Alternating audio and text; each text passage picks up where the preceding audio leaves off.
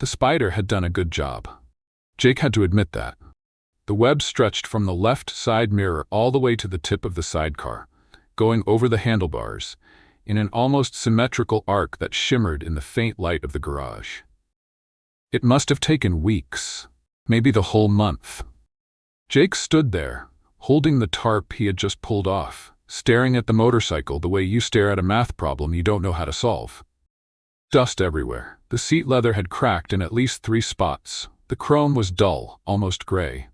The sidecar, a round squat thing that looked like a toy boat glued to the side, had a layer of grime so thick you could write in it with your finger. He wrote, with his index finger on the hood of the sidecar. What now? He stood there looking at the question. Good question. No answer. It was 10:40 in the morning on a Tuesday, and Jake had absolutely nothing to do. For the first time in, how long? 18 years? 20? He had no place to be at 8. No badge to swipe. No desk with a pen holder his niece had given him for Christmas, and that he never replaced even though it was way too ugly. The motorcycle stayed put. The spider, if it was somewhere, did not show up to complain about the ruined web. Jake dropped the tarp on the concrete floor. He sat down on a plastic stool that creaked under his weight. He was not heavy, the stool was just bad, and stayed there. Looking, the garage smelled like old oil, rubber, and that specific smell of something that had been shut up for way too long. Mildew, maybe? Or just neglect. He knew what neglect was. He knew it well. 32 days earlier, Jake was sitting in the conference room on the 3rd floor. The same room where he had given the quarterly report 72 times. He knew it was 72 because once, on a boring Sunday, he counted 18 years 4 times a year. 72 times he sat in that swivel chair with the backrest that made a fart noise if you leaned back too fast. And 72 times he presented numbers that nobody remembered the next day. Mr. Henderson was there. Human Resources. A woman Jake did not know was sitting beside him, with a tablet and an expression he only understood later, practiced sympathy. The kind of sympathy a person rehearses in the mirror before delivering bad news. Professional, but with the eyebrows tilted slightly downward. Jake, the company is going through a restructuring. Restructuring. The nice word. Jake had heard it before, applied to other floors, other departments, other people. Always others. He would stay at his desk, hear the whispers in the hallway, and go back to the report. It was not about him. It never was about him. He was the guy who arrived first and left last. The guy who knew where the extra ink cartridge for the 2nd floor printer was when everyone else had given up. The guy who never took more than 5 vacation days in a row because what if they need me? The new system automates most of your department's functions. System. Automation. A machine. Not a better person. Younger. Cheaper. A machine. A piece of software that someone programmed somewhere, probably drinking artisan coffee in an office with a ping-pong table, and that did in 4 seconds what Jake did in 4 hours. And did it better, without complaining, without needing health insurance. Henderson gave him 2 pats on the shoulder when they walked out of the room. 2. Jake counted. The same Henderson he had helped carry boxes when the guy moved into the new office. The same one he covered for on a Friday when Henderson had to leave early for his son's game. 2 pats. The woman with the tablet gave a smile that did not reach her eyes and said something about a transition package and outplacement support. Jake heard the words the way you hear rain on a roof. The sound was there, but it meant nothing. He picked up a cardboard box. Brown, no lid. He put his niece's pen holder inside, the extra charger he kept in the drawer, a mug that said World's Okayest Employee, a gift from the Secret Santa of 2017, and 3 pens that worked. There were more things, but he could not remember which ones were his and which ones were the company's. 18 years, and he could no longer tell what was his. The confirmation email for his termination arrived while he was still in the elevator. Before he reached the ground floor. The elevator went down 8 floors. The email took less time than that. 32 days. That was how long it had been. Jake spent the first 10 watching reruns of shows he had already seen. Not because he liked them. Because the remote was right there, and he didn't have the energy to look for something else. He ordered food through the app 11 times in the first week. He counted later, looking at his credit card statement, 11 times. That was more than he ordered in 2 months when he was working. Friends called, too. Rick, who worked with him and who had also been let go, but who already had an interview somewhere else because Rick was like that, the kind of guy who always lands on his feet. And Martha, from accounting, who called to say she missed the coffee he made in the break room and that the new machine made terrible coffee. Jake thanked her, hung up, went back to the reruns. In the 3rd week, he started walking around the house with no purpose. He'd open the fridge, look inside, close it, walk to the window, look out, walk back, sit down, stand up. The house was small, 2 bedrooms, living room, kitchen, garage, but somehow it felt too big for just one person. It had always been just one person. He bought the house 8 years ago, thinking maybe someday, but someday never came. And the 2nd bedroom became a storage room full of boxes he never opened. He never had a serious relationship. That was the part people didn't understand or got wrong. They thought there was something. Trauma, fear, being too picky. There was nothing. It was just timing. In college, he was focused on landing the internship. In the internship, he was focused on getting hired full-time. Once hired, he was focused on getting promoted. Once promoted, he was focused on keeping the position. And that's how 20 years went by. It wasn't sad. He was busy. There's a difference. Or he thought there was. His sister Karen tried to set him up with a friend in 2019. Jake was polite, had dinner, talked about the weather, literally about a cold front. And when the woman asked if he wanted to go out again, he said he'd check his schedule.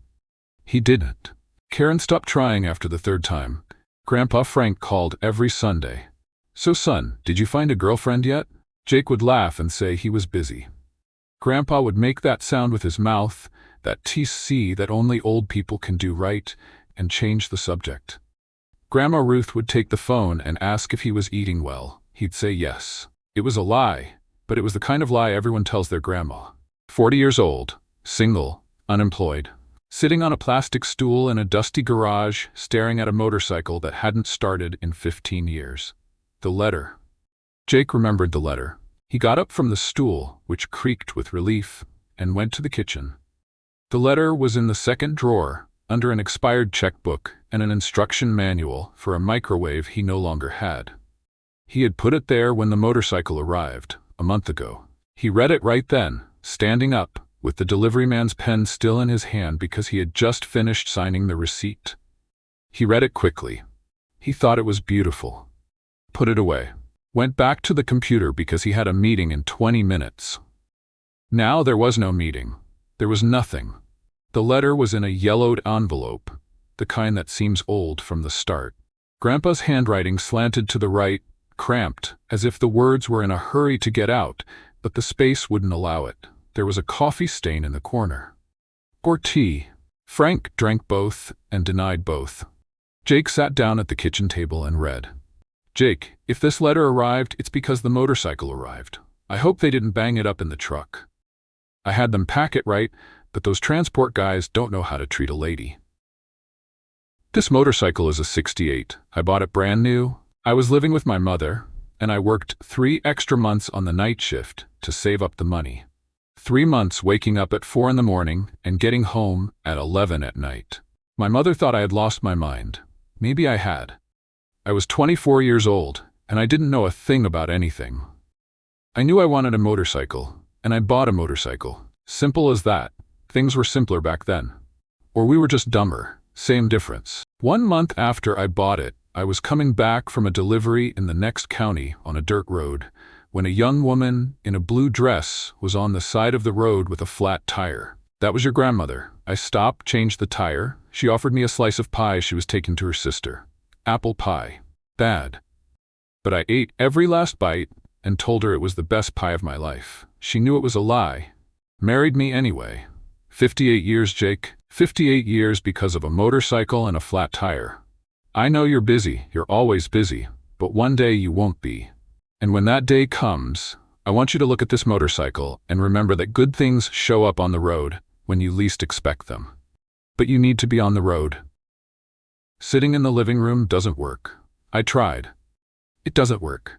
The motorcycle has been sitting there for 15 years. I got too old to ride it and too stubborn to sell it. Now it's yours. But before you go taking it out, you have to restore it. Get your hands dirty, sweat, earn it.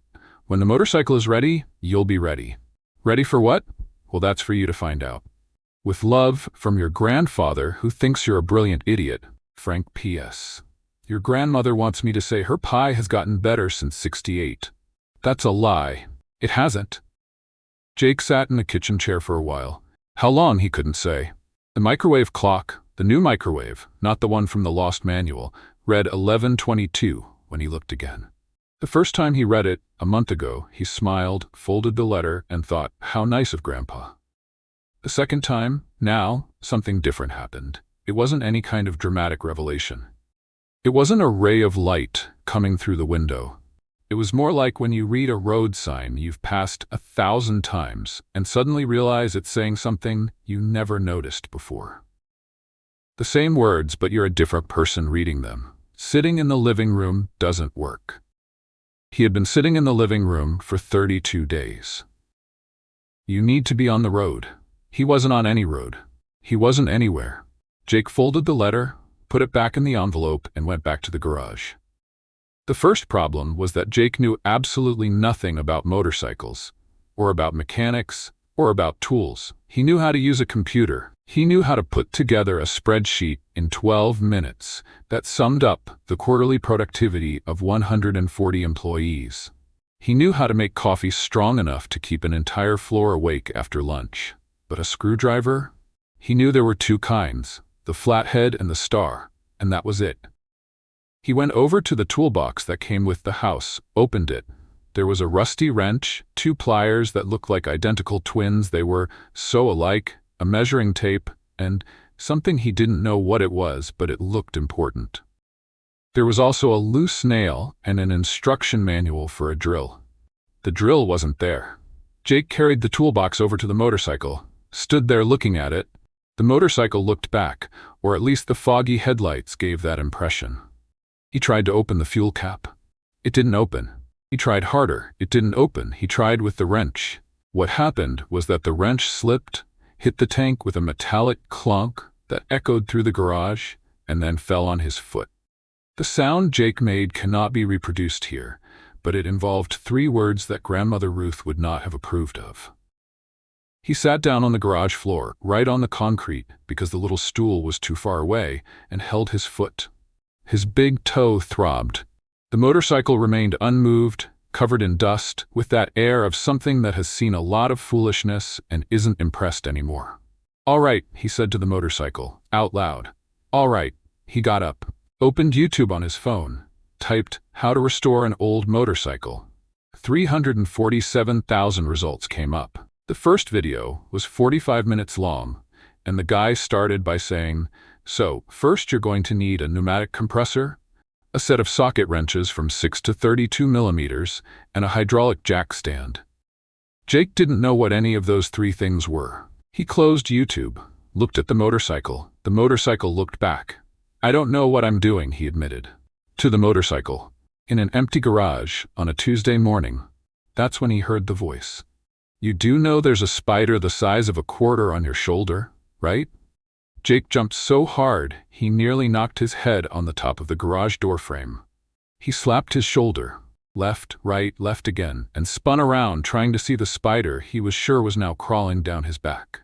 The woman standing at the entrance to the garage wasn't trying not to laugh. She was laughing, openly, with pleasure. The kind of laugh that comes from deep down and doesn't apologize. "Just kidding," she said. "There's no spider." Jake stopped spinning. He was out of breath, his heart beating in that rhythm of someone who got a silly scare and knows they got a silly scare, and so the scare is worse because of it. She was about his height.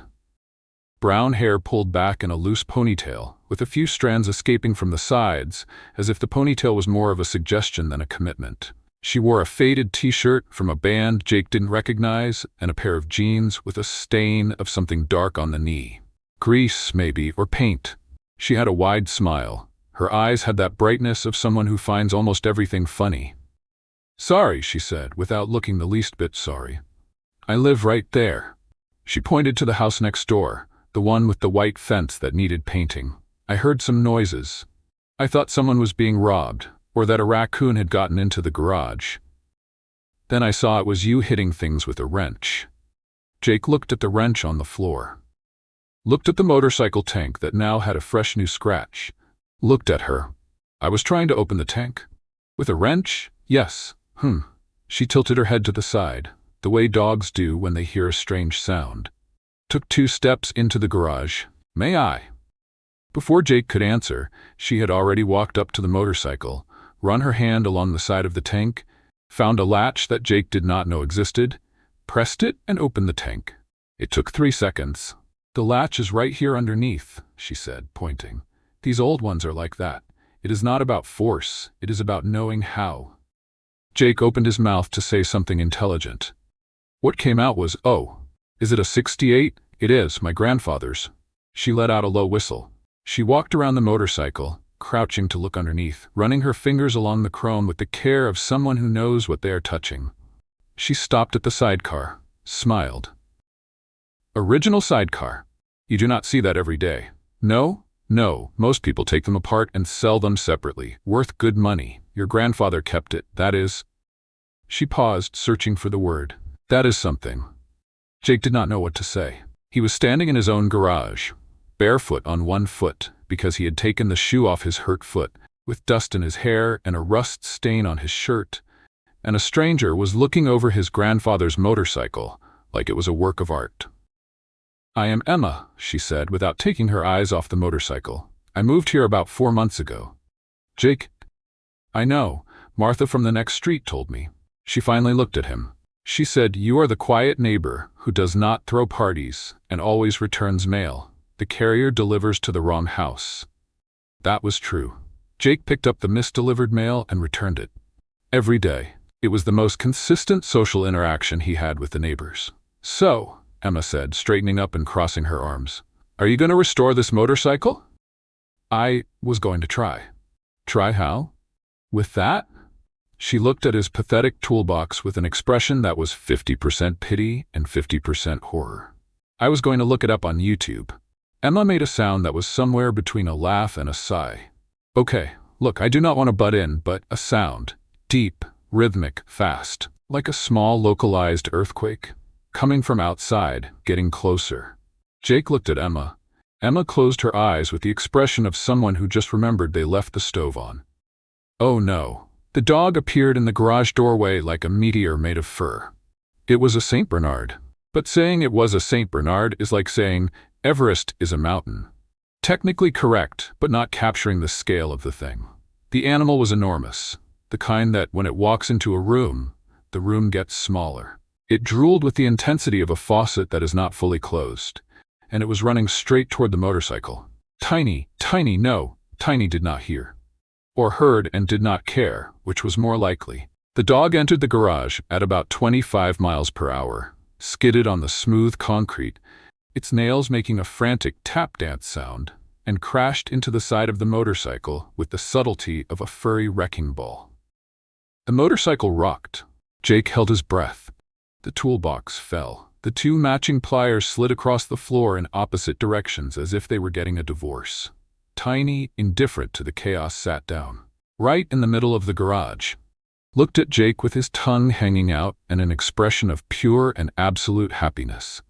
Drooled on his shoe, the shoe he had taken off his hurt foot and placed on the floor. This, Emma said with the voice of someone apologizing for a natural disaster, is Tiny. Jake looked at the dog. The dog looked at Jake. The drool dripped. His name is Tiny. I know, it is ironic. He is big. 128 pounds at the last weigh-in. I think he has gained weight since then.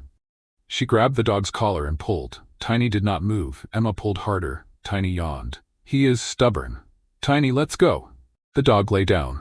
On the garage floor, next to the motorcycle, rolled onto his back. Emma looked at Jake. Jake looked at Emma. Both of them looked at the dog. He is going to be there for a while, Emma said. Okay.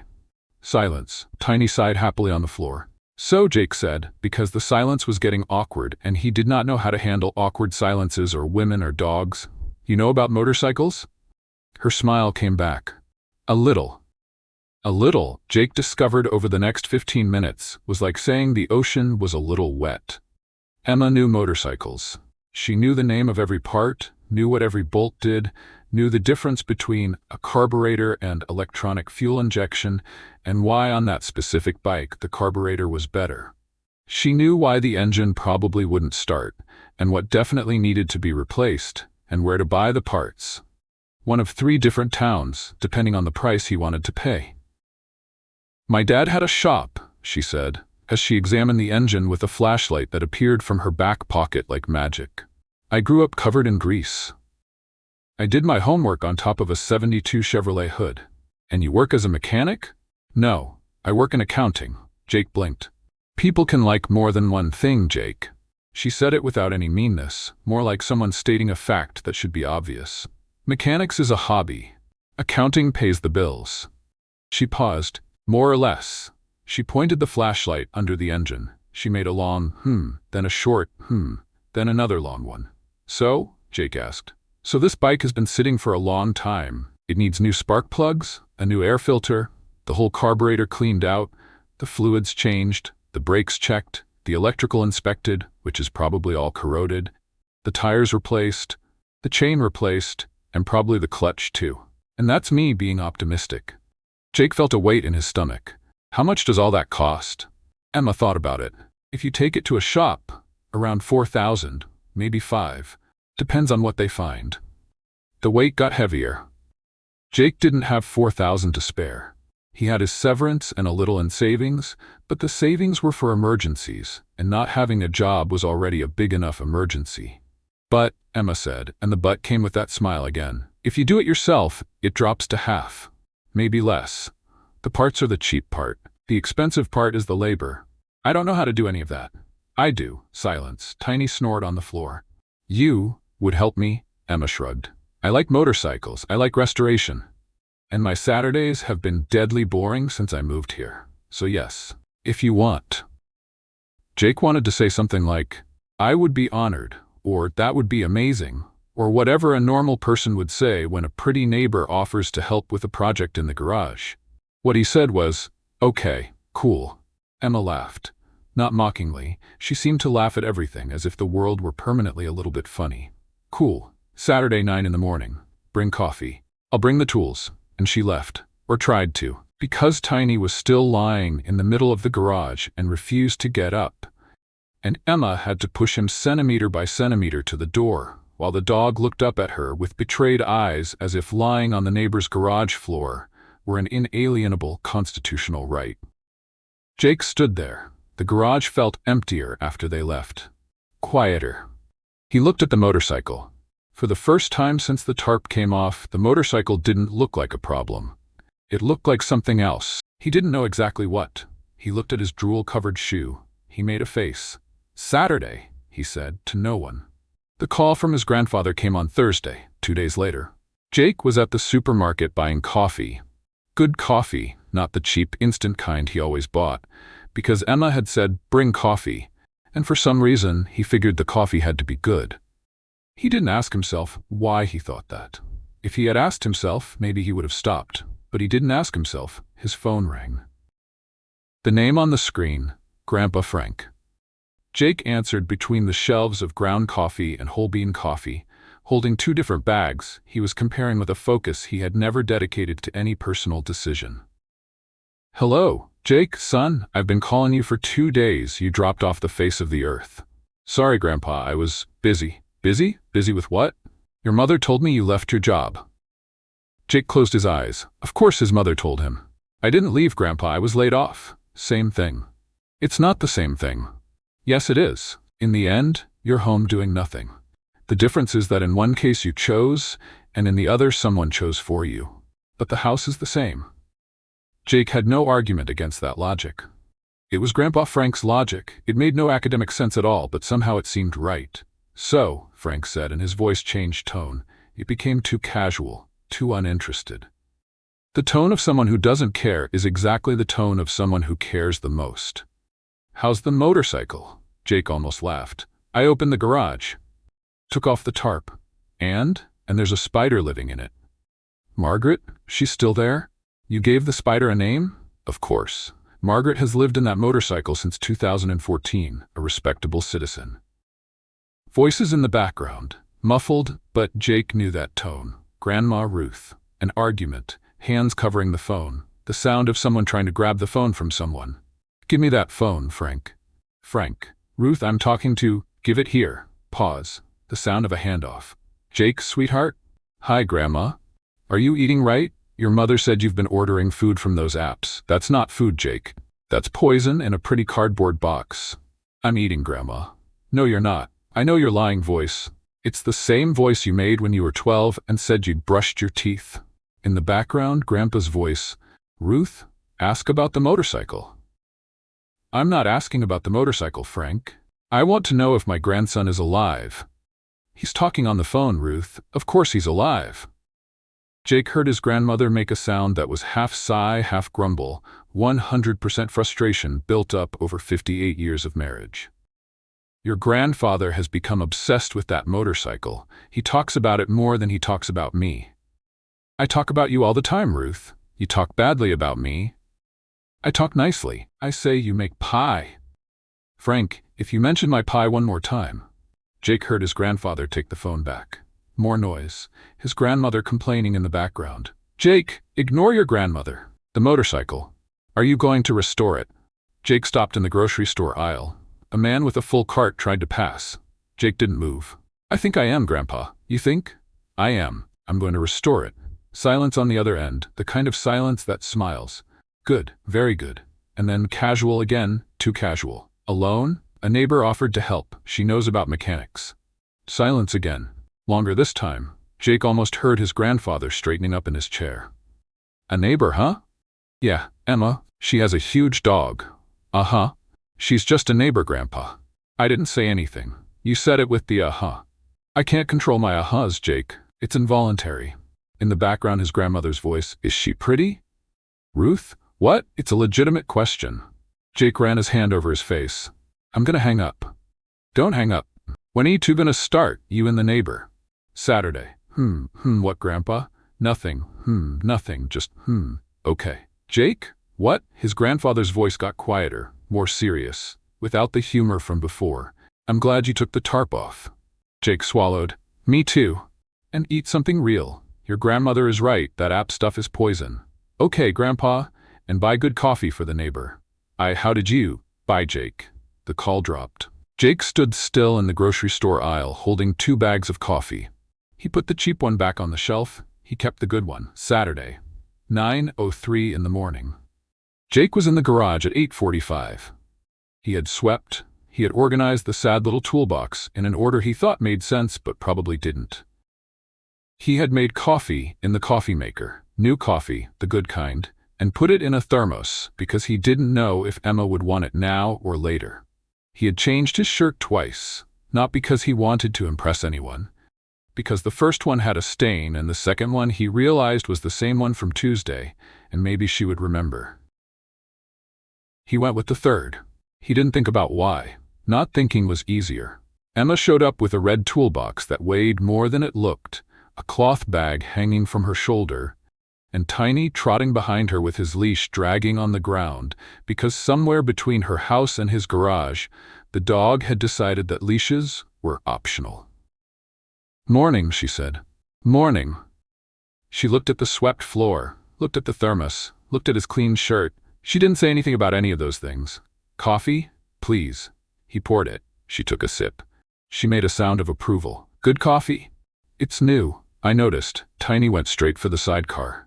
In a way that defied physics and common sense, the 58-pound dog wedged himself inside the sidecar and sat down, his front paws resting on the edge, his tongue hanging out. The look of someone who had found his place in the world. He's gonna stay there, Emma said. Okay. The whole Saturday, okay? If you try to take him out, he'll cry, okay? Like actually cry. Howl. The neighbors will think someone is dying. Jake looked at the dog in the sidecar. The dog looked at Jake. He drooled on the chrome edge. He can stay. Emma opened the red toolbox and Jake saw things he didn't know existed. Wrenches of every size, sockets that looked like pieces of a puzzle, a torque wrench she explained 3 times, and he understood on the 4th, electrical tape. WD-40. Every mechanic's best friend, a spark plug wrench, and some things that looked like surgical instruments but that she called a gasket puller. "First step," she said, in a tone Jake had only heard from project managers in planning meetings. "We assess the damage. Take out what needs to come out, clean what needs cleaning, and make a list of what needs to be bought." "Got it." "Second step. You hold the flashlight while I show you what everything is. Because if I leave you alone with this bike, you'll destroy it." "Fair enough." She smiled, tossed him a rag. "Let's go." And they got started. In the next 4 hours, Jake learned more about internal combustion engines than in the previous 40 years of his life. Emma taught by talking. Not in a didactic, formal way, with an introduction and conclusion, in the way of someone who is doing and commenting at the same time. "This here is the carburetor, see? It mixes air with gasoline. When it's this dirty, the mixture comes out wrong and the engine chokes. It's like when you try to make a smoothie in the blender and put in too many bananas. It gets heavy. The engine gets heavy." Jake handed her the tool she asked for, sometimes the right one, more often the wrong one. She took the wrong one, handed it back, asked for the right one, and didn't complain. The 5th time he gave her the wrong wrench, she looked at him with one eyebrow raised. "Can you tell a 12mm from a 14? They're different?" Emma closed her eyes, opened them. "Let's do it this way. I'll ask by color. This one is the light silver, this one is the dark silver. This one is the one with a little pen mark on the handle." "That I can do." "Great." Tiny was snoring in the sidecar. Every now and then he sighed, and the sigh made the whole sidecar shake. At lunchtime, which was not at lunchtime, it was 1:40 in the afternoon because they lost track of time, Emma stood up, wiped her hands on a rag that was now more grease than rag, and said, "Hungry. I can order something on the... If you say app, I'm leaving and taking my tools with me." Jake closed his mouth. "I made sandwiches," she said, and pulled from a cloth bag 2 sandwiches wrapped in aluminum foil. Ham, cheese, tomato, lettuce, mustard. Simple. Jake took the first bite and realized he hadn't eaten something made by another person. Not by a restaurant kitchen, by a real person with hands, since the last time he visited his grandparents. When was that? 2 years ago? 3? They sat on the garage floor, leaning against the wall, with the sandwiches and the coffee from the thermos that was still lukewarm. Tiny woke up at the sound of the aluminum foil and climbed out of the sidecar with surprising agility for an animal of his size, sitting in front of Jake with the expression of someone who hadn't eaten in 3 years, despite clearly eating very well. "Don't feed him," Emma said. Jake was already feeding him. Tiny swallowed the piece of ham without chewing and sat closer. The drool soaked Jake's pants. He didn't mind. They stayed there, eating. Without saying anything for a few minutes. It wasn't an awkward silence. It was the other kind. "Why did you move here?" Jake asked, and then felt sorry he had because maybe it was too personal, but the question had already come out. "Rent," Emma said simply. "The previous apartment got too expensive. This one is farther from the office, but fits within my salary." She took a sip of coffee. "And Tiny needed a yard. You can't have a dog this size in a 3rd-floor apartment." He knocked over the television twice with his tail. Jake looked at Tiny. The tail in question was hitting the garage floor with the force of a windshield wiper on a stormy day. "And you?" Emma asked. "Have you always lived here?" 8 years. "Alone?" The question was simple. The answer was 2. But Jake hesitated, because alone was a word that meant one thing when you were 32 and had just bought the house, and something very different when you were 40 and the second cup in the kitchen cabinet had never been used. "Alone," he said. Emma made no comment. She didn't give him a pitying look. She didn't offer any motivational phrase. She took another bite of her sandwich and said, "The carburetor's gonna need a part I don't have. There's a shop in Harrisburg that sells it. We can go next week." And that was that. The subject changed. Jake was grateful in his mind. They went back to work. At 3 in the afternoon, the motorcycle was partially disassembled. Tank removed, carburetor out, electrical system exposed like open veins. Jake looked at the pile of parts on the floor and felt a mild panic. "It'll go back together," Emma said, reading his face. "Everything goes back. It's just that when you're taking it apart, it looks worse than it is." Jake wasn't sure if she was talking about the motorcycle. At 5, Emma put away her tools. Tiny left the garage reluctantly, looking back as if he were being torn from home. Jake stood at the garage door and watched the two of them heading back to the house next door. Emma walking, Tiny trotting, the leash dragging on the ground again. She turned around before going inside. "Same time next week?" "Same time. Bring coffee. Will do." She went in. The door closed. Jake stayed there.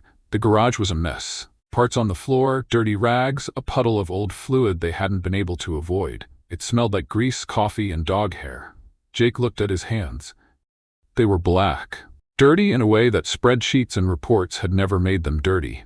He flexed his fingers, his knuckles cracked. He went inside, took a shower, ordered food on the app, and then canceled the order.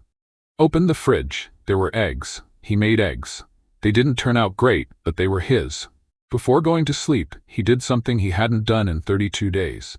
He set the alarm. Not because he had to, because he wanted to. The second week was better than the first. Jake already knew the difference between the lighter silver wrench and the darker silver one. Small progress, but progress. Emma arrived on Saturday with the parts from Harrisburg. She had gone during the week, on her way to work, and didn't charge him anything for gas, even though he insisted 3 times. "Consider it my therapy fee," she said. "Some people meditate. I take apart carburetors." Tiny went straight for the sidecar. By that point, Jake had already put an old blanket inside to make him more comfortable. He didn't mention it. Emma noticed and didn't mention it either. They worked. Jake learned to clean spark plugs, replace filters, and tell which wires were still good and which had become permanent homes for moths. He learned that WD-40 solves 70% of life's problems, and the other 30% you ignore until they become part of the motorcycle's personality. In the third week, it rained. They worked anyway, with the garage door half open and the rain hitting the asphalt outside. Tiny climbed out of the sidecar, walked to the door, looked at the rain, decided it wasn't interesting, and went back to the sidecar. "Question," Jake said while Emma adjusted the new chain. "How did you learn all of this?" "My father, he had a shop in Scranton. I worked there from 12 to 18. And then I went to college. Accounting." She tightened a bolt with precision.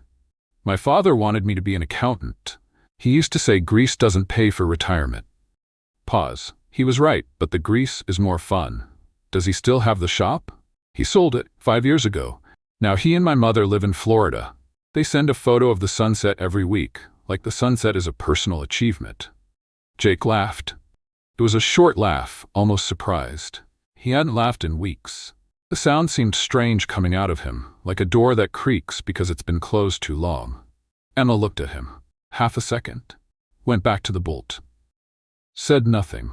But she smiled. In the 4th week, the motorcycle was almost ready. The engine would start now. Not well, not beautifully, but it would start. A rough, uneven sound, like someone who woke up from a very long sleep and is still trying to remember how to breathe. When Jake turned the key and the engine coughed, sputtered, and finally caught, Emma cheered and Tiny barked, and Jake stood there with his hands on the handlebars, feeling the vibration travel up through his arms, and something tightened in his chest that wasn't pain. "It works," he said. "Of course it works," Emma said. "We spent 4 Saturdays on this. If it didn't work, I would have had an existential crisis." The engine roared, or tried to roar. It came out more like a gargle. And then it died. Emma made an adjustment, started it again. This time it held for 10 seconds before dying. "Progress. 1 more week," she said, "maybe 2. Some fine-tuning, calibrate the carburetor, check the brakes, but the hardest part is over." Jake stood there looking at the motorcycle. 4 weeks ago, it was a pile of dust and rust and spiderwebs. Now it was a motorcycle. It still needed paint, the chrome still didn't shine the way it should, the leather seat was still cracked, but it was a motorcycle that worked, that he had fixed, that they had fixed. They. "Emma, what?" "When the motorcycle is ready, I want to ride to Montana, show my grandfather." He said it looking at the motorcycle, not at her. Because looking at her while saying it seemed too hard for reasons he didn't want to examine. "He's going to love it," Emma said. "Do you want to come along?" The words came out before he thought about it. Like the good coffee at the grocery store, like the blanket in the sidecar, like the alarm on the first Saturday. Things he did without deciding to do them. Emma was quiet for a moment. Tiny snored in the sidecar. The rain had stopped outside and the sun was trying to come out between the clouds. To Montana? Yeah. By motorcycle? By motorcycle, with the sidecar. Emma looked at the sidecar, looked at Tiny in the sidecar, looked at Jake. Is Tiny coming? Jake looked at the dog. Will he fit? If I ride in the sidecar, no. If Tiny rides in the sidecar, I'll ride on the back. Jake pictured it. Him driving, Emma on the back, Tiny in the sidecar with his tongue out and his fur flying, the Montana mountains on the horizon. Grandpa Frank on the porch waiting. It works, he said. Emma bit her lip. The smile was there but held back like she was trying not to let it get too big. Okay, she said. Okay, let's go show your grandfather what we built. She said we, not what you built. What we built? Jake didn't notice, but Emma did. She always noticed. The day they left was a Wednesday, because Jake had no reason to wait for the weekend, and Emma asked for time off. 3 vacation days she had been saving since March. I was going to use them to go to the beach, she said. But the beach is always there. Montana isn't. It was 6:30 in the morning. The sun was still shy, that pale orange of something that just woke up. Jake was in the garage with the motorcycle already outside, 2 backpacks strapped to the rear rack that Emma had rigged with bungee cords, and a kind of creativity he never would have had. He had made a list the night before, checked it 3 times. Clothes, documents, money, charger, map, a paper map because Emma insisted. GPS dies. Paper doesn't die. Jake figured paper died too, but he didn't argue.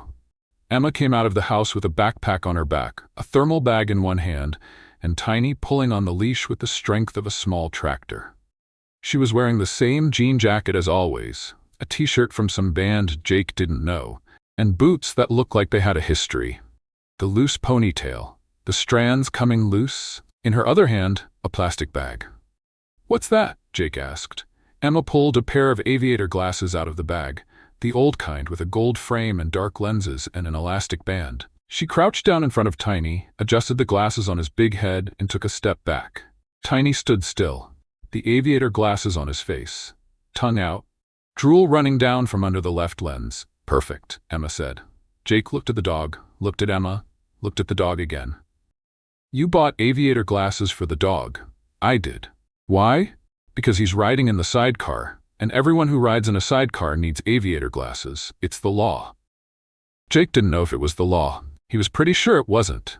But Tiny in glasses was the most absurdly wonderful thing he had ever seen, and he wasn't going to argue. Tiny jumped into the sidecar with the ease of someone who does it every day. He sat down, rested his paws on the edge. The glasses went slightly crooked. He didn't mind. Mrs. Peterson, from the house across the street, came out to get the newspaper and stopped in the middle of the lawn. Mr. Davis, who watered his plants every morning at 6:45 with the punctuality of an atomic clock, dropped the hose. The Kowalski girl, 13 years old, always wearing headphones, never looked at anything, took one earbud out. Emma climbed on the back. She held onto Jake's shoulders. Then she moved her hands down and held onto the side of the seat, because holding onto his shoulders had felt like something. Jake didn't see the change. Mrs. Peterson did.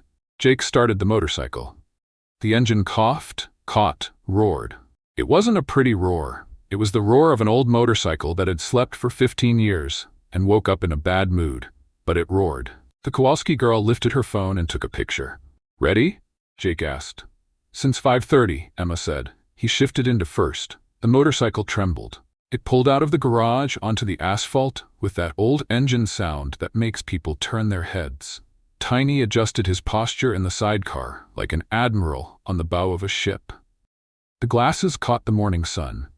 Jake looked in the mirror. The garage falling away behind them. The house falling away behind them. The street where he had lived for 8 years without going anywhere falling away behind them. He gave it gas. The first hour was quiet, the good kind. The road out of the city was straight and wide and still empty at that hour. Trees on both sides, the wind hitting their faces. Emma on the back, quiet, looking around like someone who isn't in a hurry to get anywhere. Tiny drooled. The wind carried the drool backward, and Emma dodged it when she noticed. When she didn't notice, she wiped it on her jeans and didn't complain. In the second hour, the motorcycle made a noise. It wasn't a bad noise. It was a different noise. A rhythmic tsk-tsk that hadn't been there before. Jake looked at the dashboard. Nothing lit up, nothing wrong. The noise kept going. "You hear that?" he shouted over the wind. "Heard it," Emma shouted back. "Exhaust valve." "Nothing serious. Stop at the next gas station." Jake stopped at the next gas station. A small place with 2 pumps and a guy sitting in a plastic chair that looked like a cousin of the little stool in the garage. The guy looked at the motorcycle, looked at the dog and aviator glasses in the sidecar, and decided he wasn't going to ask anything. Emma got off the back of the bike, opened the tool bag that was tied with the backpacks, and in 8 minutes she fixed the noise. Jake stood there holding the flashlight and learning. He already knew how to hold a flashlight, right? That was something. "Old bikes make noise," Emma said, wiping her hands on the rag she always kept in her pocket. "It's not a defect. It's personality." They bought water. Jake bought a pack of cookies. Tiny got 3. Emma said that was too many. Tiny disagreed. The first motel was somewhere in Virginia, on the side of a road Jake couldn't remember the name of and didn't care about. A long, low building with numbered doors and a neon sign that was missing the M. Just said "Hotel," which was technically still true. 2 rooms. Jake paid for both before Emma could argue. "I'll pay for mine," she said. "I invited you. I accepted by choice." "Okay, then I'll pay for the rooms and you pay for the gas." Emma did the math in her head. "That ends up costing me more." "Then I'll pay for the rooms and the gas and you accept." She narrowed her eyes. "You're stubborn." "Whole family is." She accepted. Not happy about it, but she accepted. The rooms were side by side, number 7 and number 8. 7 had a dripping faucet. 8 had a painting on the wall of a generic landscape that could have been anywhere in the world or nowhere at all. Jake took 7, Emma took 8, Tiny stayed in 8, but spent 40 minutes scratching at the door because he wanted to go to 7, and when Emma opened the door, he went to Jake's room, lay down on the worn-out rug, and fell asleep. It was 9 at night. The road had taken a toll on their bodies, in a way that was different from any tiredness Jake had ever felt. It wasn't office tiredness, that mental weight of reports and meetings. It was a tiredness in the bones, in the muscles, in the spot where the handlebars press into the palms of your hands. Good tiredness. Emma knocked on the door. Jake opened it. She was holding 2 cans of soda she had bought from the machine in the hallway. "I can't sleep," she said. They sat in the parking lot. 2 plastic stools Jake had found stacked near the front desk. The sky was full of stars in a way it never was in the city. Country silence. Crickets. "I've never taken a trip like this," Jake said. "Never?" "Never. It was always a plane, there and back the same day when I could manage it." Henderson thought long trips were a waste of time. "Henderson is the guy who fired you?" 2 pats on the shoulder. Emma made a sound with her mouth, pure disapproval. 2 pats. 18 years and the guy gives you 2 pats on the shoulder. I counted. Of course you counted. She took a sip. "My father once let go of a man who had worked with him for 12 years. You know what he did? He took the man out to lunch, paid the bill, sat in the car with him for an hour and explained everything. Then he called at night to see if the man was okay." Pause. "My father isn't perfect, but he knows that people are people." Jake said nothing. He kept looking up at the sky. "Can I ask you something?" Emma said. "Go ahead. You said you've never had a serious relationship." "I did." "Never ever?" Jake turned the can in his hands. The can was almost empty. The metal made a thin sound when he pressed it. "I had some dates, some dinners, nothing that lasted more than a month. Karen, my sister, tried to set me up with some people. It didn't work out." "Why not?" The question was honest. No judgment. He looked at her. She was looking forward at the empty parking lot, at the broken neon sign. "I don't know," Jake said. And it was the truth. "I always thought it would happen when I had time, like retirement or learning Spanish, things that stay on the later list. Except later never came because there was always more work.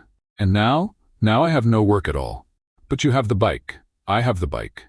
Silence. A truck passed on the road about 200 meters away, its headlights cutting through the darkness like a slow knife. "My last relationship ended 2 years ago," Emma said. Not because he asked, because she wanted to say it. "Daniel, Good guy, civil engineer, he knew how to make a real lasagna, but he wanted one thing and I wanted another. What thing? He wanted someone who would stay still. Not quiet, still, settled, in the same place, no grease under her nails, no giant dog, no going to pick up a carburetor part at 10 at night from a salvage yard in Scranton. She shrugged. That's not me. It's not. It's not what? Still, you're not still. Emma laughed, low, more air than sound. Thank you. I think. Tiny came out of Jake's room. The door had been left open a crack, and came over to them. He sat between the two of them, his heavy head resting on Emma's knee, his drool on Jake's shoe. The three of them there in the parking lot of a nameless motel in Virginia, under a sky full of stars. Jake thought about saying something. He didn't. He went up to the room at 11, lay down, closed his eyes, didn't sleep. He lay awake thinking about the smell of gasoline and coffee and the way she had of talking about things straight, no fuss, no decoration. He thought about the loose ponytail, the strands that came loose. He turned to one side, turned to the other. The motel pillow was too thin. Friendship, he said, to no one, in the dark. The faucet dripped. The second day was the day of problems. Not big problems. The motorcycle didn't break down. Nobody got hurt. No disaster. Small problems, the kind that pile up. First, the tank needed more gas than Jake had figured. The motorcycle drank. Emma said that old motorcycles were like that it was like having an uncle who asks for one more beer every time you get up from the table. They stopped 3 times in 124 miles. The third time, the gas station didn't take cards. Jake had $42 in cash. The gas cost $38, $4 left. Second, Tiny threw up in the sidecar. Somewhere in the mountains past Roanoke, a tighter curve, and the dog, who had been perfectly happy with his aviator goggles and his tongue hanging out, suddenly went quiet. Emma tapped Jake on the shoulder. Jake stopped. Tiny stepped out of the sidecar with the dignity of a gentleman who has just felt ill at a formal dinner, walked over to the grass at the side of the road, and stood there looking at the horizon as if nothing had happened. Emma cleaned the sidecar with the rags from the tool bag. Jake held Tiny. Tiny drooled on his shirt. He gets carsick on curves, Emma said. You could have mentioned that before. I thought he had gotten over it. He didn't get over it. Clearly. Third, rain. Not a little drizzle. A mountain rain, heavy, that shows up without warning and leaves when it feels like it. They were on a back road when it hit. No place to stop. No gas station. No tree big enough. Nothing. Jake sped up until he found an underpass below a train viaduct and stopped there. All 3 of them soaked. Jake with his shirt stuck to his body. Emma with her ponytail undone, her hair plastered to her face. Tiny shaking, not from cold, from indignation. The aviator goggles dripping water. Emma looked at Jake. Jake looked at Emma. Both of them burst out laughing. This, Emma said, pulling the hair from her face, is the worst idea I have ever had in my life. The idea was mine. Exactly. The rain lasted 20 minutes. When it stopped, the sun came back with an almost personal brutality, as if it had never left. The road glistened. The fields on both sides, green and gold, had that wet shine that photographs try to capture, and never can. Tiny shook his whole body, water everywhere. Jake got the worst of it. The third day, the road climbed. Real mountains now. The trees changed color and kind. The air became different, colder, thinner, cleaner. Jake felt the change in the engine. The motorcycle worked harder. Emma kept pointing at things on the side of the road. A fox that came running across. A red barn falling to pieces that she thought was beautiful and Jake thought was sad, and both of them were right. A river that followed the road for about 19 miles, appearing and disappearing between the trees. They stopped for lunch at a diner that sold hamburgers and pie. The pie was cherry. Jake ordered a slice, thinking about his grandfather. It wasn't good. He ate the whole thing. My grandfather met my grandmother because of a pie, he said. What do you mean? He told the story. The dirt road, the flat tire, the blue dress, the bad apple pie that he said was good. 58 years. Emma listened without interrupting. When he finished, she was quiet for a while. Your grandfather ate a bad pie for love. That's how it starts, apparently. And did her pie get better? No, he says it didn't, but he keeps eating it. 58 years, Emma smiled. Not her usual wide smile, a smaller one, quieter. I like your grandfather, she said. He would like you. The words came out simple, natural. Jake didn't notice the weight of them until 3 seconds later, when Emma looked at him and he looked at her, and the two of them held that half second that lasts an eternity before someone looks away. Jake looked away, looked at his plate, a crumb of pie. "We should get going," he said. "Yeah," Emma said. "We should." Neither of them moved for another 10 seconds. The field appeared on the 4th day near the Wyoming and Montana border. They came out of a curve between pine trees, and suddenly, green. Green everywhere. An open valley with tall grass that rippled in the wind, wild yellow and purple flowers scattered with no order at all, and mountains in the background, so sharp they looked like they had been cut out of a magazine. Spring in Wyoming. The kind of place that makes a person stop talking in the middle of a sentence. Jake slowed down. Emma squeezed his shoulder, not to signal anything, just because. They stopped by the side of the road. He turned off the motorcycle. The silence was enormous, but not empty. There were birds. There was wind in the grass. There was the distant sound of water running somewhere. "Look at that," Emma said quietly, as if speaking too loud would ruin it. Jake looked. It was beautiful. He was not the kind of guy who stopped to look at scenery. 18 years catching the same bus, passing the same street, walking into the same building. He never stopped. Now he was standing in the middle of Wyoming, looking at wildflowers and thinking he could stay there for a good while. The butterfly appeared out of nowhere. Yellow, small. It flew right in front of Tiny's nose in the sidecar as if it were asking to be chased. Tiny accepted the invitation. The St. Bernard jumped out of the sidecar, and jumped is generous. It was more like a controlled fall of 128 pounds that made the whole motorcycle shake and took off running across the field after the butterfly. His enormous paws thumping on the grass, his ears flopping, his tongue hanging out, drool flying through the air and drops that sparkled in the sun. He ran with the coordination of a refrigerator on roller skates. He tripped on a root, got up, kept going. The butterfly made a turn.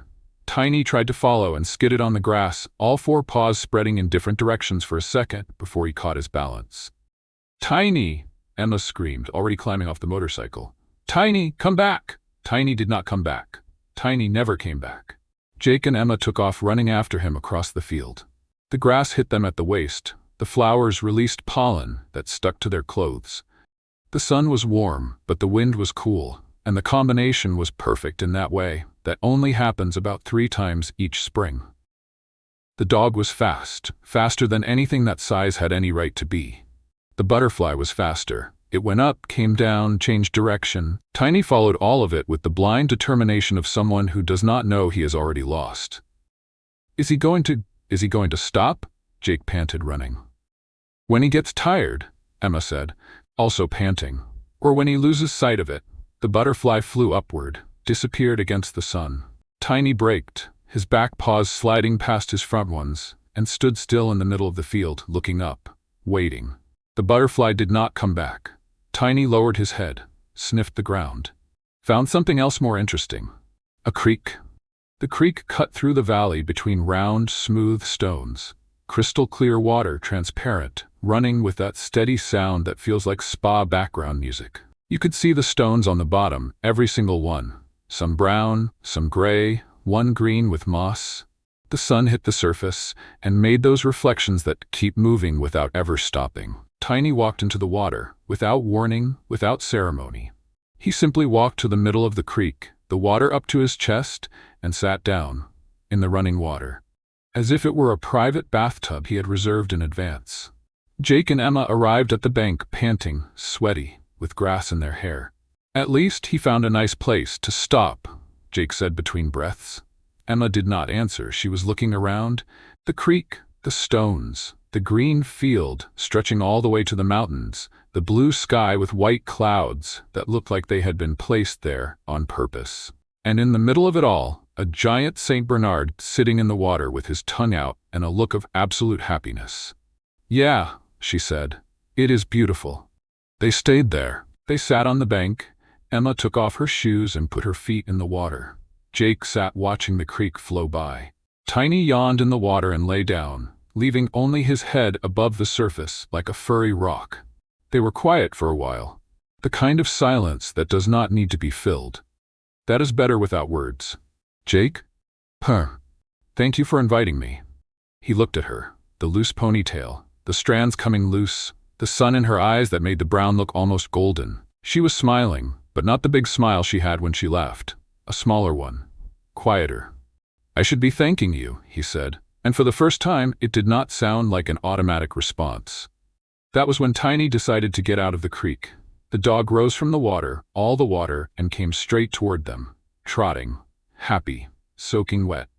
128 pounds of wet fur and built-up energy. No, Emma said, already understanding what was coming. Tiny, too late.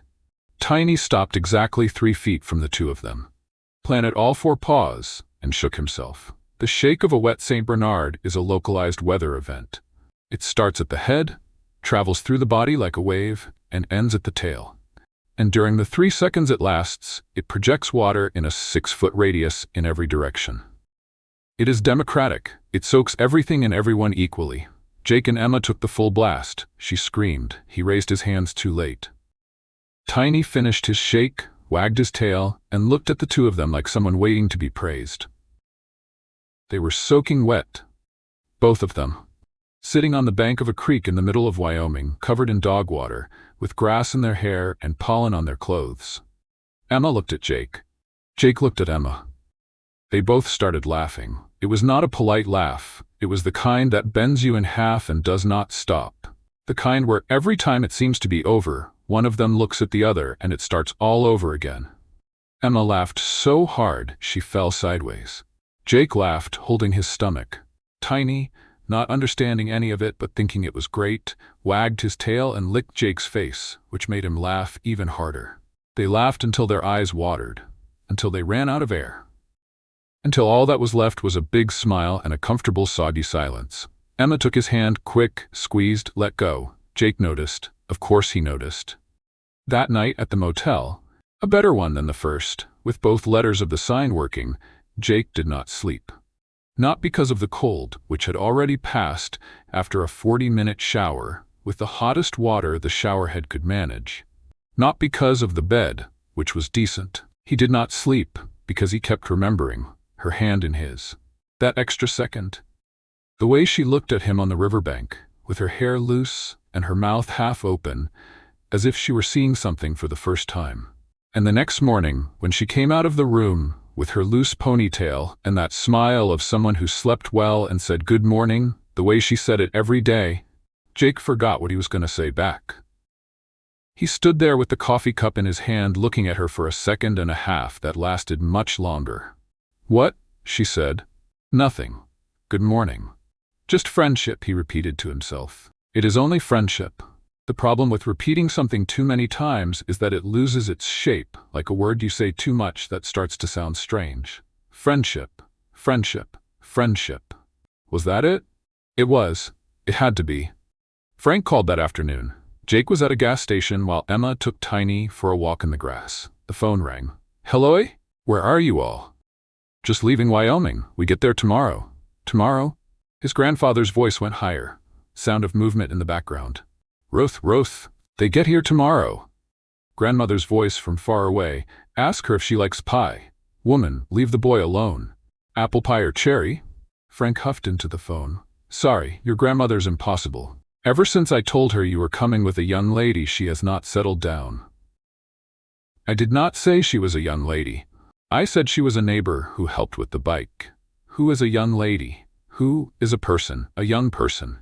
Jake sighed. His grandfather's voice dropped, went deeper. The baritone Jake had known his whole life. The voice that told stories on the porch, that sang off-key at Christmas, that said, I love you, on the last visit with the ease of someone passing the salt. Is she good people? Frank asked. Jake looked through the gas station window. Emma was crouched in the grass pulling out a branch that had gotten caught in Tiny's paw.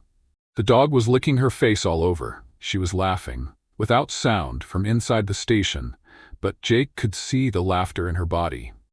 In her shoulders, in her head thrown back, in her hands pushing the dog away without any real force. She is, Grandpa. Then do not do anything foolish. What do you mean foolish? Anything. Just do not. Jake was going to ask what that meant, but his grandfather had already hung up. Jake stood there looking at the phone. Then he looked at Emma again, who was now walking back to the station with Tiny pulling at the leash and the aviator sunglasses crooked on the dog's head. She waved from a distance, he waved back. Foolish. What foolish thing could he possibly do? Montana appeared as a change in temperature. Not in landscape. The landscape had been changing for hours, growing more open, wider, the kind of horizon that makes you realize just how big the sky is. But it was the temperature that marked the difference. Colder, drier. The air smelling of pine and earth and something Jake could not name but recognized from deep in his memory, from summers at his grandparents' house when he was a child. The road got narrower, 2 lanes, then a lane and a half, then 1 lane and a prayer.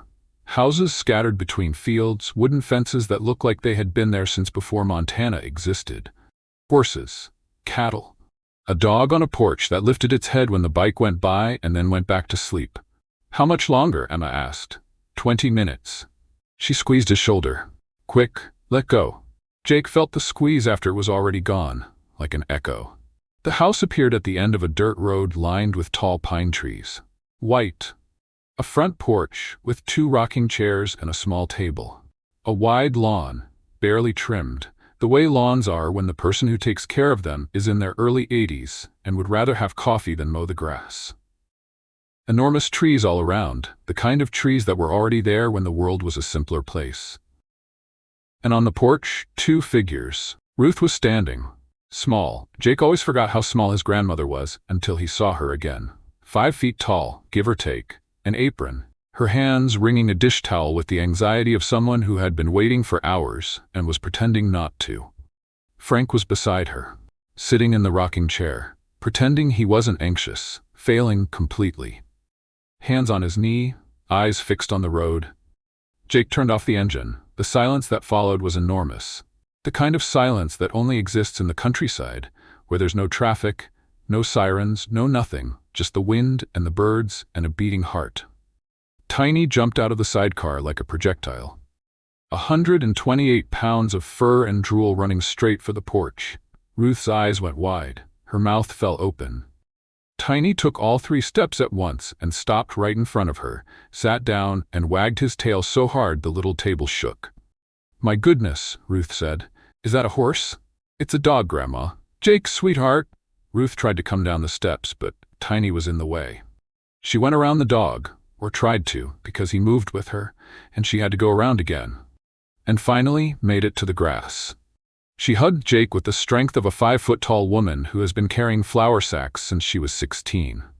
Jake felt his ribs protest. You've lost weight? Ruth said, still holding on. I knew it. I told your grandfather. I'm fine, Grandma. No, you're not. She let go, looked at him, her eyes were shining. But you will be. Frank came down from the porch, slowly. He moved more slowly than Jake remembered, more hunched, more spots on his hands. But his eyes were the same. Alive, sharp, with that humor that stayed hidden behind everything like a coin at the bottom of a pocket. He didn't go to Jake first. He went to the motorcycle. He stopped. His right hand reached out and touched the tank. Slowly, his fingers ran over the painted metal. Emma and Jake had done the paint job the previous Saturday. 3 coats, the same original color. And over the chrome on the handlebars, and over the leather seat they had restitched with a kit Emma ordered online. His hand moved over the sidecar, stopped at the headlight. Frank didn't say anything. He just stood there. Jake watched his grandfather's eyes, moist, not crying. Frank didn't cry, or at least never in front of anyone. But moist. The wet shine of someone looking at something he thought he would never see again. It's just like it was, Frank said, his voice thick, baritone, steady on the outside, cracking on the inside. Emma helped. On my own, I would have destroyed it. Frank looked at Jake. Jake looked at his grandfather. Neither of them said another word. They didn't need to. They had that family thing, the men in the family, of saying things without speaking. A look that carried the weight of words neither of them knew how to say out loud. Frank placed his hand on his grandson's shoulder. Not 2 quick pats, a whole hand, firm, still. It stayed there. Emma was a step behind, 2 steps, close enough to see, far enough to stay out of it. She knew how to keep her distance. She knew when not to be in the middle. Ruth did not. "You must be Emma." Ruth was already beside her, taking her hand in both of hers, pulling her forward. Come in, come in. I made a pie. Do you like pie?" "Of course you do. Everyone likes pie. Or almost everyone. Frank pretends to like it, but I know he, Ruth, actually prefers cake, but I don't make cake because he already has too much sugar, and Ruth stopped. She looked at Frank. "What?" "Let the girl breathe." Ruth looked at Emma. Emma was smiling. The big smile, the usual one. "I love pie, Miss Ruth." "None of that, Miss Business, just Ruth. Now come inside, it's getting cold." It was not getting cold. It was 64 degrees and sunny. But Ruth pulled Emma inside as if they were in the middle of a blizzard, and Tiny followed the two of them. And Frank and Jake stayed outside, beside the motorcycle, listening to the voices fade into the house. "Neighbor," Frank said. It wasn't a question. "Neighbor," Jake said. Frank made the sound with his mouth, the tsk that only old people know how to make. "Let's go in," Frank said. "Before your grandmother adopts the girl and the horse." The pie was apple. It was not good. Jake ate 2 slices. Emma ate 1 and said something nice about it. Ruth beamed. Frank looked at Jake with an expression that said, 68 years and the pie is still bad and I still eat it, without saying a word. The inside of the house was exactly as Jake remembered. The same dark wood furniture, the same photos on the walls. Jake as a child, his mother when she was young, Frank and Ruth at their wedding in black and white. The motorcycle parked in front of a different house, in a photo yellowed by time. The same wall clock that chimed every hour with a deep and muffled sound. The same smell of cinnamon and wood and something Jake could only call grandmother. Ruth adopted Emma in approximately 6 minutes. In the kitchen, the two of them were already cooking together. Ruth showing her how she made the roast gravy, Emma asking about the spices, Tiny lying on the kitchen floor taking up half the space and getting pieces of raw meat that Ruth tossed when she thought no one was watching.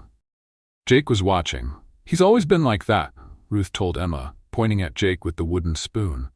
"Quiet, but good. His father was the same way. Why, Frank was different, talked too much. Still does." "I heard that," Frank shouted from the living room. "You were supposed to," Emma laughed. Jake watched her laughing in his grandmother's kitchen, with flour on her elbow and her ponytail looser than ever, and something inside him shifted.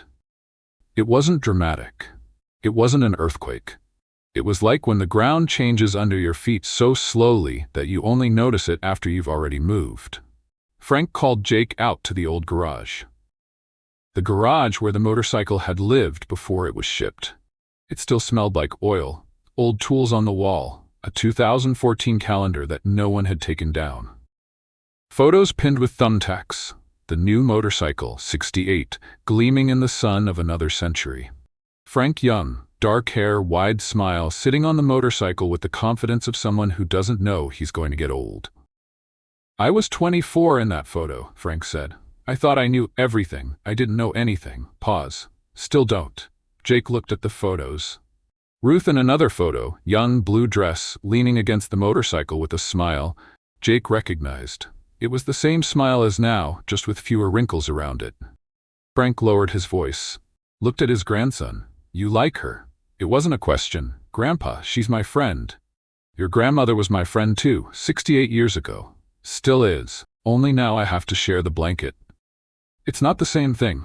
"It's exactly the same thing. You just can't see it because you're too close. When you're too close you can't see. You need distance, or an old grandfather to point it out." Jake didn't answer. Frank put his hand on his shoulder again. "Jake, I sent you that motorcycle for a reason. It wasn't just to restore metal." "I know." "You do?" Jake looked at his grandfather. His grandfather looked at his grandson. The house clock struck in the distance. One deep beat. "When the motorcycle is ready, you'll be ready," Jake said. The words from the letter. "And is the motorcycle ready?" Jake thought about it. "It is. And you?" Silence. "I don't know," Jake said. Frank smiled.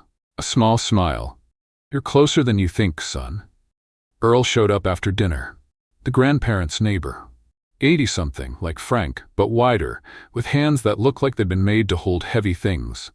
A retired mechanic. He collected tools and opinions about engines and offered both with the same generosity. He saw the motorcycle on the lawn and stopped. adjusted his glasses, thick glasses, bifocals, which he pushed up his nose with his index finger every 30 seconds like a nervous tick. "Frank," Earl said. "Is that the one I remember?" "It is." Earl walked around the motorcycle. Slowly, crouched down with difficulty, his knees protesting audibly, looked underneath, stood up, looked at the engine, looked at the sidecar, pushed his glasses up. 68, 68, factory sidecar? Original. Earl let out a long, thin whistle, the kind that old men make when they see something they know how to appreciate. "Frank, do you know what this is worth?" "I know it's not for sale. I'm not asking if it's for sale. I'm asking if you know what it's worth." "How much?" Jake asked, more out of curiosity than anything else. Earl took off his glasses, cleaned them on his shirt, put them back on.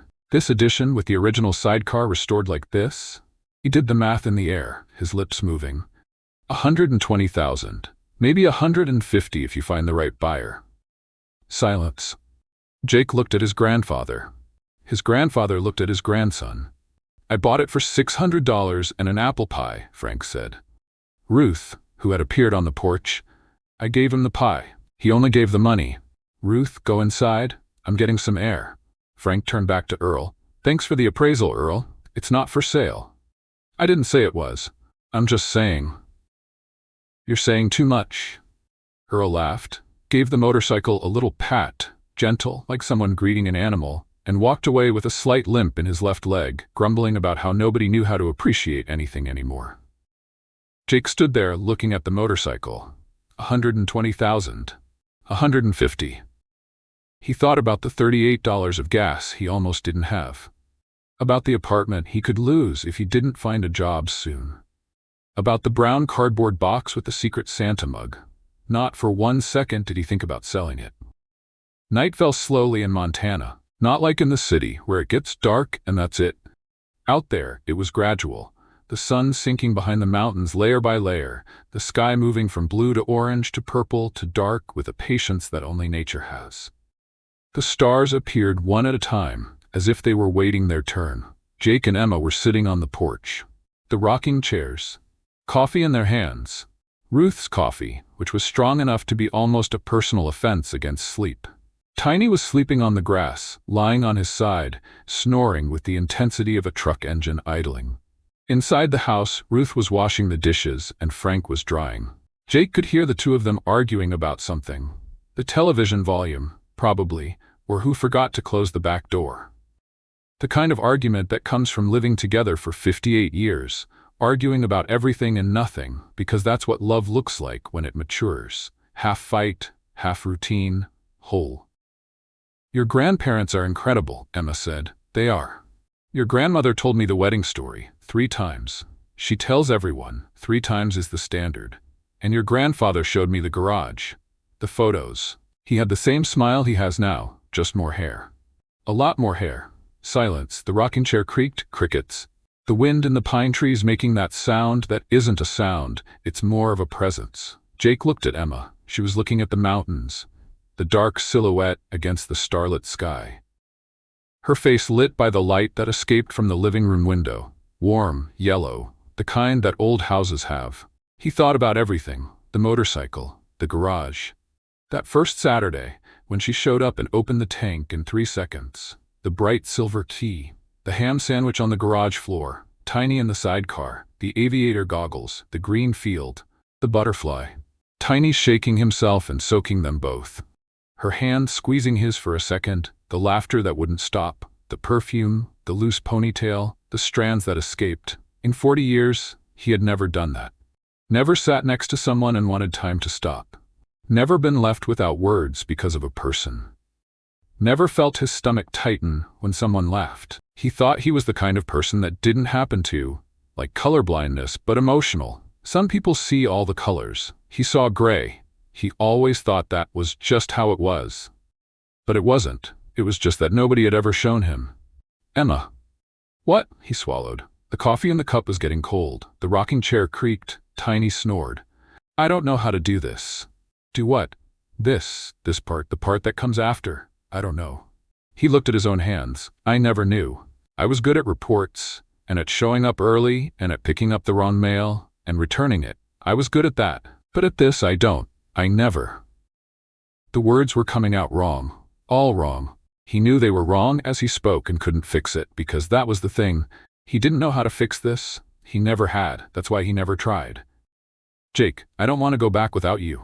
It came out, awkward, wrong, imperfect, no poetry, no preparation. The most graceless sentence anyone had ever said on a porch in Montana under a sky full of stars. Emma went quiet. The rocking chair stopped creaking. Jake, she said again, softer. Do you think I came all the way to Montana for the motorcycle? He looked at her. She was looking at him, head on, without looking away.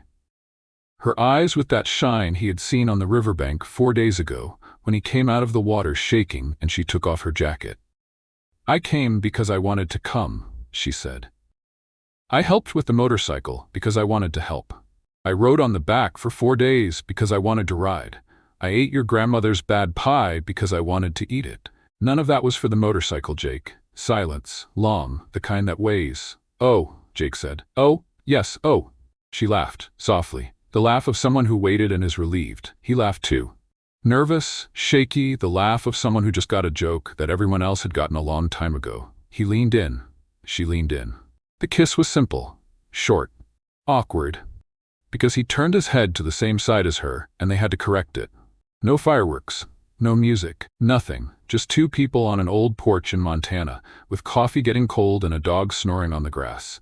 Tiny woke up, stood up, trotted to the porch, pushed his enormous head between them with the subtlety of a wrecking ball, and drooled on Jake's knee and Emma's arm at the same time. Tiny! Emma pushed the dog. Tiny didn't move. Inside the house, Jake heard a noise. The window curtain. He looked sideways. Ruth was peeking. Ruth! Frank's voice from inside. Woman, get away from there! Leave them alone. I'm looking at the garden. The garden is on the other side. Quiet, Frank.